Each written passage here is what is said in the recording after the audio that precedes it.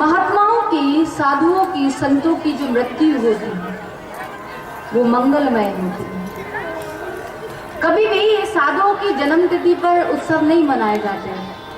साधुओं की मरण तिथि, पुण्य तिथि पर उत्सव मनाए जाते हैं। महात्माओं की पुण्य तिथि पर उत्सव मनाए जाते हैं। भीष्म पितामह की मृत्यु किस प्रकार होगी, किस प्रकार वो उनको गति प्राप्त होगी, इस मृत्यु को देखने के लिए बड़े बड़े संत जन, बड़े बड़े ऋषि मुनि उस युद्ध क्षेत्र में पधारते हैं। इधर श्री कृष्ण शोक में डूबे हुए युधिष्ठिर को समझाते हैं, क्योंकि युधिष्ठिर ये मानते हैं कि महाभारत का जो युद्ध हुआ उसमें जितने भी लोग मारे गए उनकी मृत्यु का कारण शायद मैं ही। युधिष्ठिर बड़ा शोक कर रहे हैं, तब कृष्ण उन्हें समझाते हैं कि ये तो होना ही था, लेकिन युधिष्ठिर का शोक खत्म नहीं होगा। अतः युधिष्ठिर को समझाने के लिए और भीष्म पितामह के दर्शनों के लिए कृष्ण सभी पांडवों को और द्रौपदी को लेकर भीष्म पितामह जी के पास जाते हैं। श्री कृष्ण को भीष्म पितामह ने वचनबद्ध किया, वादा लिया था श्री कृष्ण से, क्योंकि जिस समय कौरव और पांडवों का युद्ध चल रहा था और दुर्योधन ने भीष्म पितामह को सेनापति बनाया था, तब दुर्योधन ने भीष्म पितामह से कहा कि 8 दिन हो गए युद्ध होते हुए, परंतु आपने इतने महावीर होते हुए भी किसी एक पांडव को भी नहीं मारा। मुझे लगता है कि आप पक्षपात कर रहे हैं, ठीक तरह से लड़ नहीं रहे। तब भीष्म को बहुत बुरा लगा और वो आवेश में आ गए और उन्होंने ये शपथ ली कि कल अर्जुन को मारूंगा या मैं स्वयं ही मर जाऊंगा। दुर्योधन से भीष्म पितामह ने कहा कि देखो दुर्योधन, आज की रात 12 बजे जब मैं भगवान के ध्यान में बैठूं, तब अपनी रानी भानुमति को आशीर्वाद के लिए मेरे पास भेज देना। मैं भानुमति को अखंड सौभाग्यवती होने का वरदान दूंगा। आप इधर आ जाओ सामने, मंच के पीछे से कथा नहीं सुनते, आप सामने आओ, सामने आओ। बच्चों चुप जाओ। मैं आपकी पत्नी को अखंड सौभाग्यवती होने का वरदान दूंगा। श्री कृष्ण को यह जानकर चिंता हुई कि दुर्योधन की पत्नी भानुमति को यदि अखंड सौभाग्यवती होने का वरदान मिल गया तो बहुत विचित्र घटना घट जाएगी।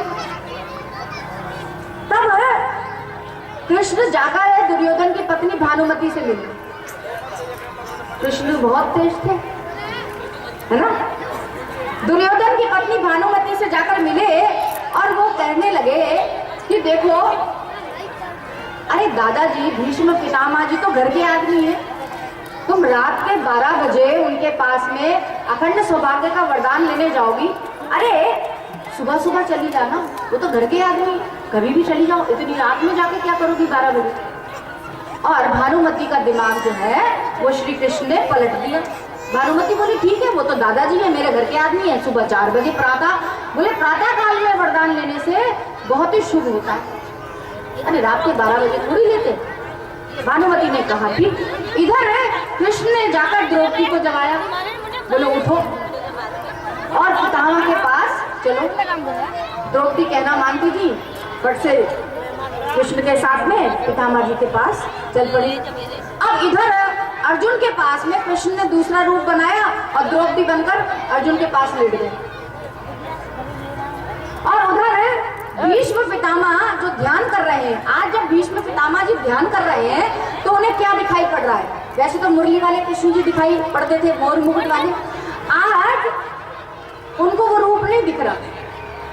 आज भीष्म पितामह को काली कमली ओढ़े हुए और हाथ में दीपक लिए हुए भगवान श्री कृष्ण के रूप का दर्शन हो रहा है, क्योंकि भगवान इसी तरह से तो आ रहे हैं, कंबल ओढ़ के और दीपक हाथ में लेकर द्रौपदी के साथ आ रहे हैं। अब यहाँ श्री कृष्ण द्रौपदी के रक्षक बनकर आए। द्वारपाल ने उनको वहीं रोक दिया, क्योंकि उन्होंने उस दिन ये कहा था कि किसी भी पुरुष को प्रवेश मत देना मेरे शिविर में, क्योंकि भानुमति को आशीर्वाद देना था उन्हें। द्वारपाल ने उन्हें बाहर ही रोक लिया। अब द्रौपदी ने अंदर जाकर प्रणाम किया। भीष्म पितामह ध्यान में बैठे हुए। अब जैसे ही द्रौपदी ने जाकर प्रणाम किया तो भीष्म पितामह ने कहा, अखंड सौभाग्यवती भव। लो, द्रौपदी ने पूछा कि ये आशीर्वाद क्या सच होगा दादाजी? अरे, जब द्रौपदी की आवाज को भीष्म पितामह ने सुना तो पूछा, कौन? अरे तुम कौन हो? तुम भानुमति नहीं? तो मैं द्रौपदी हूँ। क्या आपका जो ये आशीर्वाद आपने मुझे दिया है, क्या ये सत्य होगा? हाँ हाँ, मेरा आशीर्वाद तो सच होगा। पांडवों को एक प्रतिज्ञा, तो पांडवों को मारने की प्रतिज्ञा तो मैंने आवेश में करी थी। अरे मैंने अपने हृदय से थोड़ी की थी। और तुम यहाँ अकेली कैसे आई? तू अकेली यहाँ नहीं आ सकती। ये काम तो द्वारिकाधीश का ही हो सकता है। ये नाटक जो है वो काली कमली वाला द्वारिकाधीश ही रच सकता है। अब भीष्म दौड़ते हुए शिविर के बाहर आए और श्री कृष्ण के चरणों में लेट गए। बोले, हे कृष्ण, हे द्वारिकाधीश, आज मैं आपका ध्यान करता हूँ, किंतु अंतकाल में न जाने आपका स्मरण हो या न हो, क्योंकि प्राण त्याग के समय पित्त, कफ और वायु के प्रकोप से गला रुंध जाता है। ऐसे समय क्या पता आपका स्मरण हो या न हो, इसलिए हे प्रभु श्री कृष्ण, मुझे वचन दो कि अंत समय में आप मेरे को दर्शन देने के लिए अवश्य पधारेंगे। अंतकाल में भयंकर स्थिति होगी मेरी, इसलिए हे प्रभु, अंतकाल में मुझे लेने आप स्वयं आएंगे। श्री कृष्ण समस्त पांडवों और द्रौपदी को साथ लेकर जहां बाणों की शैया पर भीष्म पितामह लेटे हुए हैं, जिनके रोम रोम में बाण छिदे हुए हैं, सारा शरीर सैकड़ों बाणों से विच्छेदित हो रखा है, एक एक बूंद जिनके शरीर से रक्त का निकल चुका है। जब भीष्म पितामह ने पांडवों के मध्य में श्री कृष्ण को आते हुए देखा तो उनके नेत्रों से आंसू निकल पड़े। मन ही मन श्री कृष्ण को प्रणाम किया, क्योंकि हाथों में बाण छिदे हुए हैं, हाथ नहीं जोड़ सकते। मन ही मन श्री कृष्ण को प्रणाम किया। उनके नेत्रों से अश्रु की धारा प्रवाहित हो चली कि हे कृष्ण, हे गोविंद, मृत्यु के समय मेरी मृत्यु को सुधारने के लिए आप यहाँ पधारे हैं। श्री कृष्ण ने पितामह को प्रणाम किया। पितामह, मैं आपको प्रणाम करता हूँ। आपके पौत्र पांडव आए हैं, ये आपके पौत्र भरत के सम्राट हो गए हैं और ये सभी आपको प्रणाम करते हैं। श्री कृष्ण कहते हैं, दादाजी, इन धर्मराज युधिष्ठिर को ऐसा लगता है कि इन्होंने ही सबको मारा है और इनके कारण ही महाभारत का सर्वनाश हुआ है। इन्हें शांति मिले ऐसा कोई उपदेश इन्हें दीजिए दादाजी। भीष्म पितामह कहते हैं, ऐश वे भगवान साक्षादादो नारायणा मोयन्मया लोकं गुणश्चरति रश्मिषु। ये श्री कृष्ण साक्षात भगवान हैं। ये सबके आदि कारण परम पुरुष नारायण हैं और अपनी माया से लोगों को मोहित करते हुए यदुवंशियों में छिपकर अपनी लीला को कर रहे हैं। मैं धर्मराज की शंका का निवारण बाद में करूंगा। हे कृष्ण, पहले आप मेरी एक शंका का निवारण कर दो, मेरे एक संदेह का निवारण कर दो। मेरे एक प्रश्न का उत्तर हे कृष्ण आप मुझे दे दो। मेरा जीवन निष्पाप है। हे कृष्ण, मैंने कभी पाप नहीं किया। मेरा मन पवित्र है, मेरा शरीर पवित्र है, मेरी प्रत्येक इंद्रिय पवित्र है। मैं आपसे ये सब इसलिए कह रहा हूँ कि हे कृष्ण, आप मन की बात को जानते हैं। मैंने कभी पाप नहीं किया, तो फिर ये बाणों की शैया मुझे क्यों मिली कृष्ण? ये अतिशय वेदना, ये भयंकर दुख, ये कष्ट मुझे क्यों मिला कृष्ण?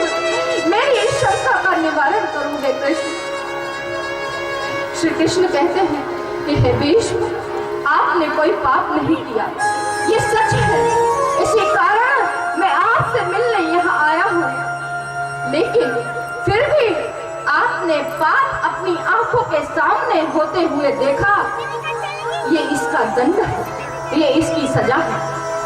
भीष्म कहते हैं कि कौन सा पाप मैंने अपनी आंखों से देखा है कृष्ण, मुझे याद नहीं। तब श्री कृष्ण कहते हैं, हे दादाजी, आप भूल गए? लेकिन जीव भूल जाता है, लेकिन मैं परमात्मा, मैं किसी भी बात को नहीं भूलता। याद करें दादाजी, जब एक बार आप राज्यसभा में बैठे थे, द्रौपदी को दुशासन खींच कर लेकर आया था बालों से पकड़कर, और उस भरी सभा में उस द्रौपदी को उसने निर्वस्त्र करने का प्रयास किया। उस सभा में सबसे आगे आप बैठे थे, हे भीष्म पितामह। आप जैसा धुरंधर विद्वान वीर पराक्रमी संत ये पाप अपनी आंखों से देखता रहा, ये उसी का दंड। इस बात को सुनकर भीष्म पितामह हिचकियों से रोने लगे। सूत जी कहते हैं कि जो वीर, जो महापुरुष अपने जीवन में कभी नहीं रोया, वो भीष्म आज हिचकियां ले लेकर रो रहा है। भीष्म कहते हैं, हे कृष्ण, ये सत्य है, मैं वही अभागा भीष्म हूँ। आप तो सब जानते हैं हे कृष्ण, आज बाणों की शैया पर पड़े हुए मुझे 54वां दिन है। अर्जुन ने मेरे शरीर में इतने बाण लगाए हैं कि मानो 2 लाख बिच्छुओं के डंक मारने का वेदना मुझे होती है। मैं चाहूं तो इंद्र भी मुझे मार नहीं सकता कृष्ण, मुझे इच्छा मृत्यु का वरदान मिला हुआ है। आज मेरे शरीर से एक एक बूंद रक्त का निकल चुका है। दुर्योधन के दूषित अन्न से बना हुआ जो मेरे अंदर रक्त था, वो एक एक बूंद रक्त निकल चुका है। हे कृष्ण, आज मेरा शरीर शुद्ध हो चुका है, मेरा शरीर पवित्र हो चुका है। भीष्म पितामह ने भगवान को प्रणाम किया। स्त्री धर्म, राज धर्म, आपदा धर्म, मोक्ष धर्म के बारे में भीष्म पितामह ने उपदेश दिया। और तभी उत्तरायण का समय आया।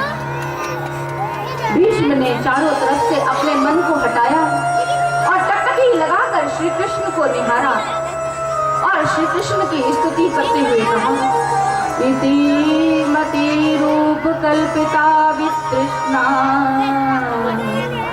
भगवती शाश्वत कुंग में विमुक्ति। हे नाथ, मैं आपका दर्शन खाली हाथ कैसे करूं? मैं आपको इस समय क्या अर्पण करूं? मैं कृष्ण, भगवान किसी मनुष्य से धन संपत्ति नहीं मांगते, वो तो केवल उससे उसका बुद्धि और मन मांगते हैं। मैं ये अपना मन और बुद्धि आपके चरणों में समर्पित करता हूँ कृष्ण। अब मैं मृत्यु के समय अपनी बुद्धि को, जो अनेक प्रकार के साधनों को करने से, अनुष्ठान करने से अत्यंत शुद्ध एवं कामना रहित हो गई है, उसको मैं आपको प्रस्तुत करता हूँ। मेरी बुद्धि में अब कोई कामना नहीं, मेरे मन में अब कोई विकार नहीं। मैं विकार रहित, दोष रहित ये पवित्र मन और बुद्धि आपको समर्पित करता हूँ कृष्ण। भीष्म पितामह कहते हैं कि हे भगवान कृष्ण, आप केवल एक बार ये कह दो कि आप मेरे हो, मैं तुम्हारा हूँ। भक्ति ही मृत्यु को सुधारती है, ज्ञान मृत्यु को बिगाड़ देता है। आज भीष्म पितामह ने ज्ञान पर भरोसा नहीं किया। भगवान से भीष्म पितामह कहते हैं, मैं आपकी शरण में आया हूँ। भगवान उन्हें उलाहना देते हैं। आज आपको मैं अपना कैसे मानूं भीष्म पितामह? आपने तो अर्जुन पर भी बाण चलाई है ना, और मेरे भक्त पर आपने बाण चलाए हैं, ये मैं कभी नहीं बोल सकता। भीष्म कहते हैं कि हे कृष्ण, सारा जग ये जानता है कि मेरा आपसे कितना प्रेम है, और आप भी ये जानते हैं कि युद्ध में मेरा शरीर कौरवों की तरफ था, लेकिन मेरा मन तो पांडवों के पक्ष में था। मैं पांडवों पर जब भी बाण चलाता था कृष्ण, तब मैं पांडवे जय अस्तु, पांडवों की जय हो, ये कहकर अपने बाणों को चलाता था कृष्ण। श्री कृष्ण कहते हैं, जब मन से तुम पांडवों की तरफ थे तो शरीर से पांडवों की तरफ क्यों नहीं थे? हे भीष्म पितामह। भीष्म पितामह कहते हैं, प्रभु मैं उस समय आपके दर्शनों को करना चाहता था। आप अर्जुन के रथ पर थे। मैंने सोचा यदि मैं पांडवों के पक्ष में रहूंगा तो मैं आपके दर्शन नहीं कर सकूंगा, मैं कौरवों के तरफ रहूंगा, सामने से आपको ये दर्शन प्रति पल प्रति क्षण करता रहूंगा। और आपके दर्शनों की सतत इच्छा मुझे कौरवों के पक्ष में ले गई।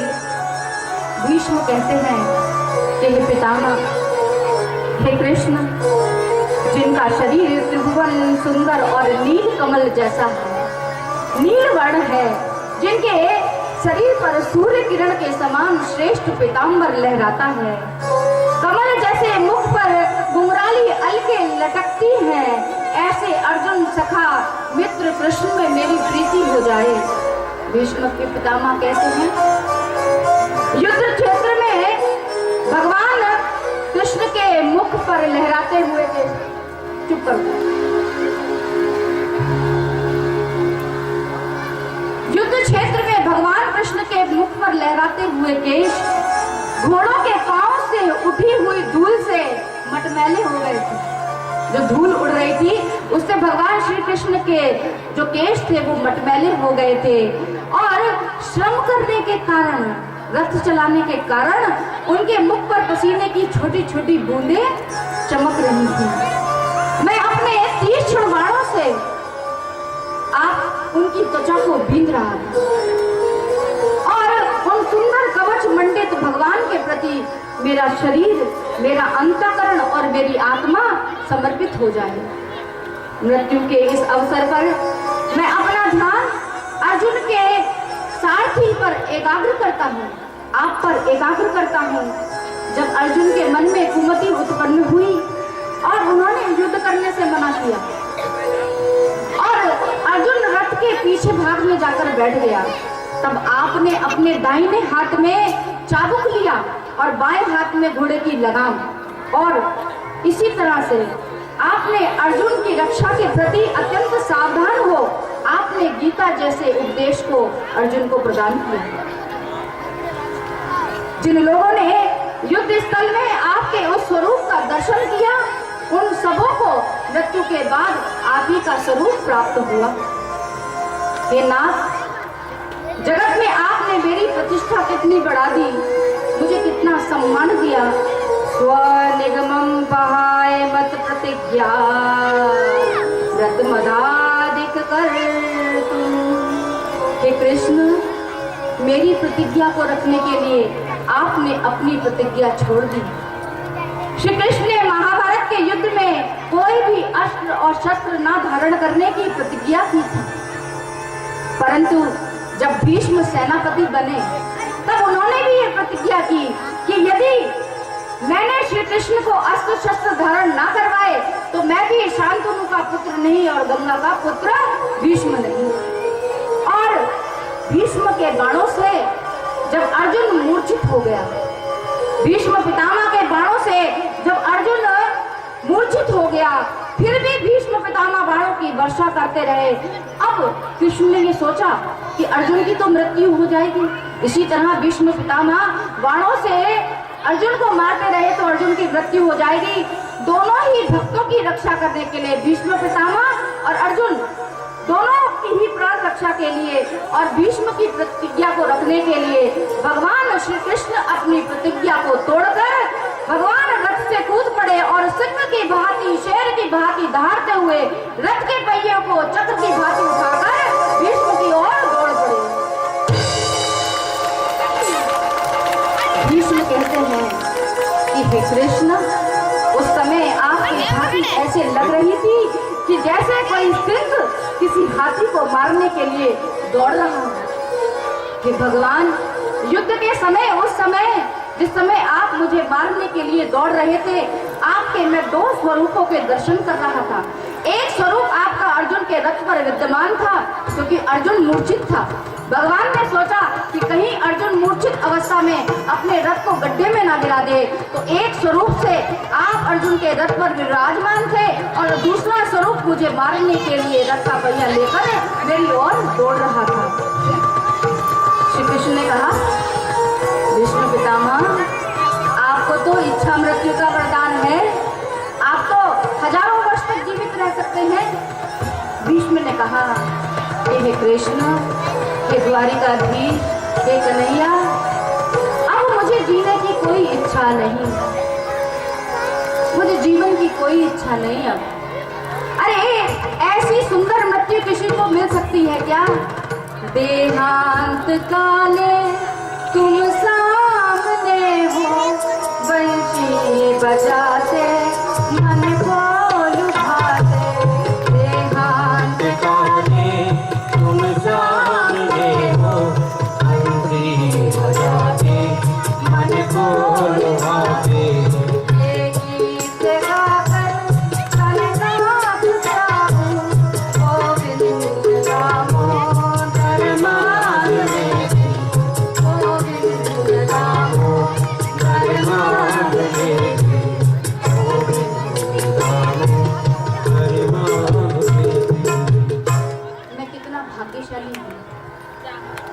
साक्षात मुरली मनोहर श्याम श्री कृष्ण मेरी मृत्यु के समय मेरी आंखों के सामने विराजमान है। ऐसी सुंदर मृत्यु को छोड़कर कोई मरना चाहेगा क्या? कोई जीना चाहेगा? नहीं। इतना तो करना स्वामी, जब प्राण तन से निकले,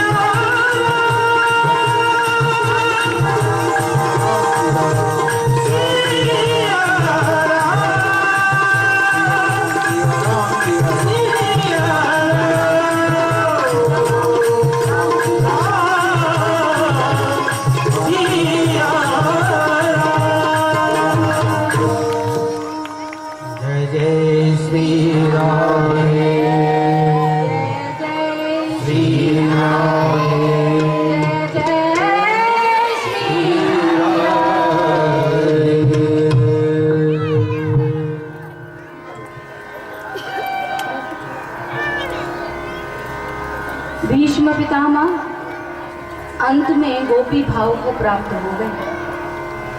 समझ रहे? भीष्म पितामह के हृदय में भी अंत समय में गोपी भाव उत्पन्न हो गया। बोलियो गोपियों की। और वो बोले, ललित गति विलास बल गुहास, प्रणय निरक्षणा कल्पितो रोमाना, कृत मनो कृत वत्स्य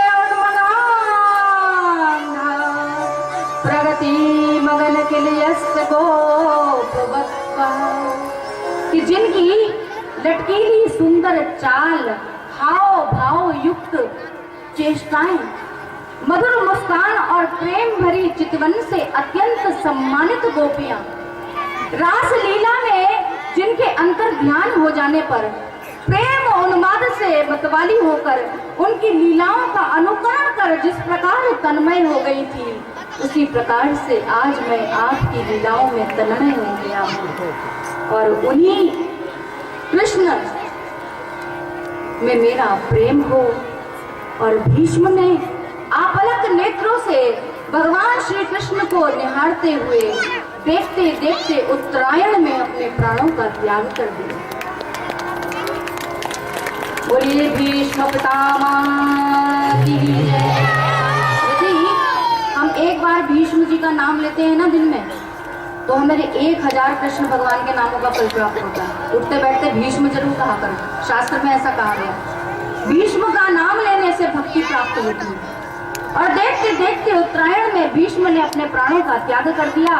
उत्तरायण में मृत्यु का अर्थ है कि भक्ति की परिपक्व, भक्ति की उत्तरायण अवस्था, यानी भक्ति की परिपक्व अवस्था में भीष्म पितामह ने अपने प्राणों का त्याग कर दिया। अरे बहुत से पापी ऐसे होते हैं जो उत्तरायण में अपना प्राण त्यागते हैं, तो क्या उन्हें स्वर्ग मिल जाता है? नहीं। उत्तरायण का मतलब है भक्ति की परिपक्व अवस्था। तो बोलिए भीष्म पितामह की जय।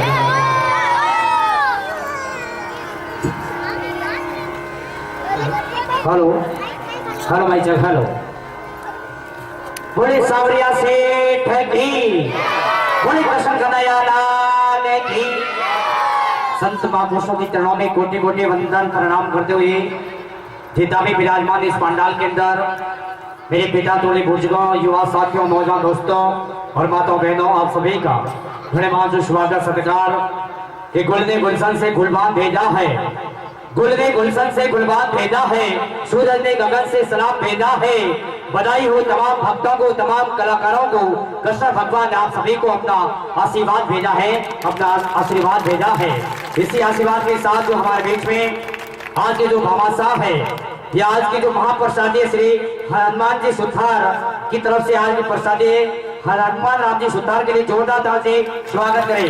बोले विश्वकर्मा जी महाराज की, बोले वीरराज जी महाराज की, बोले गुरु जम्बेश्वर भगवान की, बोले श्री आदि मात की, बोले राजेश्वर भगवान की। बहुत बहुत धन्यवाद आप सभी का।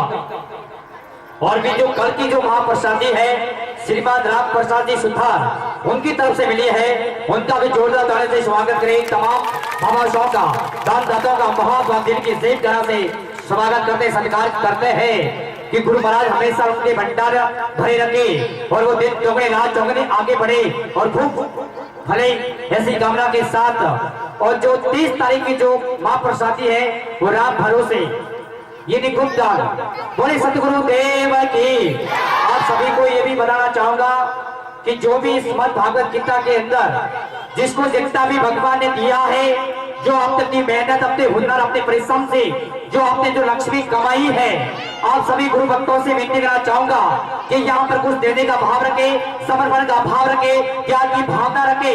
क्योंकि सत्तर लाखों करोड़ों भी खर्च कर दोगे, लेकिन ये धर्म, ये पुण्य का लाभ फिर आपको मिलने वाला नहीं है। इसलिए जितने भी, जिसको भी भगवान ने, कृष्ण भगवान ने, ठाकुर जी महाराज ने जिसको जितना भी दिया है, यहाँ पर देने का भाव जरूर रखे। आप सभी से कहना चाहूंगा, भगवान तो सिर्फ सजनों भाव के भूखे हैं कि भाव का मैं भूखा हूँ, भाव ही तो सार है। क्या कहा है भगवान ने कि भाव का मैं भूखा हूँ, भाव ही तो सार है। अरे भाव से मुझे बचे तो उसका बेड़ा पार है। और भगवान कहते हैं कि भाव भी सरेसा दे डाले तो मैं लेता नहीं। यदि आप भाव के बिना लाखों करोड़ों भी यदि आप मुझे दे दोगे तो मैं उसे स्वीकार नहीं करूंगा। तो कहते हैं कि भाव भी सरेसा दे डाले तो मैं लेता नहीं, लेकिन भाव का एक पुष्प ही मुझे स्वीकार है।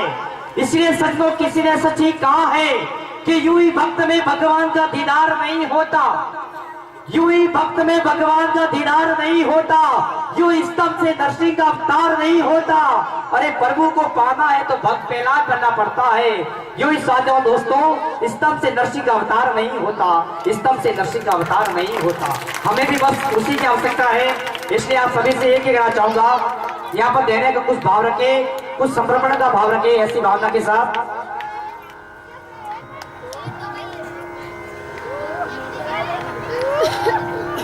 और भी जो हमारे बीच श्री 51 रुपये श्री जबरदस्ती सैन साहब की तरफ से मिले शंकर नगर सागरा फाटा। बोले जैन जी महाराज की जय हो। आपके भंडार भरे रखे गुरु महाराज। आप आगे करना चाहूंगा श्री गोमाधवराम जी सुधार साहब से विनती करना चाहूंगा। आएगा आपका दो पट्टा पहना कर किशन जी जागीर साहब आपका स्वागत करेंगे। आएगा ये भी हमारे बहुत बड़े समाज सेवी है, बाबा साहब है। जहाँ भी की जरूरत पड़ी है इन्होंने कुछ देने का भाव जरूर रखा है। बोले कृष्ण जी महाराज की जय हो। आप सभी की जय हो। ऐसे भक्तों के साथ मैं तमाम पधारे हुए आप सभी का सागरे फाटा विकास समिति की ओर से समस्त सागरे फाटा नगर वासियों की ओर से ये श्रीमद् भागवत गीता हो रही है। ये आपका ही मेहनत, आपका ही कठिन परिश्रम जो इस मुकाम तक पहुंचाया है। जो कथावाचक माँ मुनीश्वर गिरी जी महाराज के चरणों में भी मेरा भक्तों की ओर से कोटि कोटि प्रणाम नवादेशी के साथ लीजिएगा। आप और सभी सुनते हैं गुरु मार्ग के मुकाबले से भागवता। बोले सतगुरु देव की, बोले सावरिया सेठ की जय हो। जी हाँ, श्री उत्माराम जी की तरफ से भी प्रसाद है 30 तारीख को, उनके लिए भी जोरदार ताली से स्वागत करें। बहुत बहुत धन्यवाद उत्माराम जी, तमाम बाबा सौदा समाज सभी का।